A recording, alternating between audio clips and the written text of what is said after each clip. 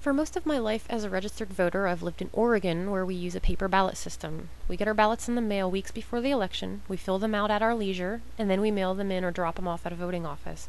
This is a easy and convenient way to cast a vote, and I believe it's a very efficient way to vote. During the last presidential election, I heard so many stories on the news about people waiting in line for up to 8 to 10 hours just to get to a voting booth.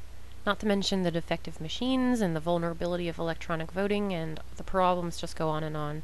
Not everyone can take the time to stand in line for hours, and even if you can, what happens if you finally get to the voting booth and you realize that you didn't do enough research on one of the measures and, wait a second, who's this candidate again? Well, it's too late now. You just make your best guess and cast your vote. With paper ballots, you can take your sweet time looking at the ballot, and you can do research as you fill out your ballot. You can also have discussions with your family as you fill out your ballots together. Talk to your spouse and your kids about how each measure and each candidate would affect your family.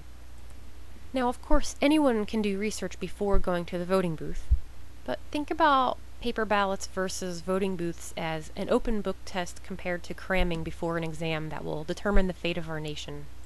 I say the more informed the vote, the better, and the easier it is to make an informed vote, the better it is for everyone.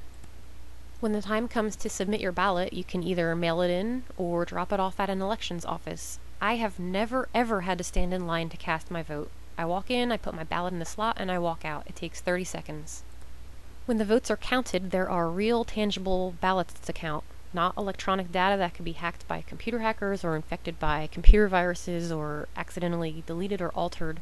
Now, I realize it's possible to mess up a paper ballot count. I'm simply saying that I feel more confident knowing that my vote is recorded on a solid chunk of recycled tree rather than existing as an ephemeral bit of computer code. I think that mail-in paper ballots are empowering to the voter. They give us more control over our ability to make informed decisions and to make sure that our vote gets submitted and counted.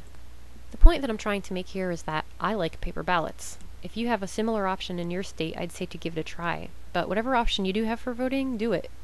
But do your research and do your best to make an informed vote. In my opinion, an ignorant vote is a dangerous vote, but that's another story for another time.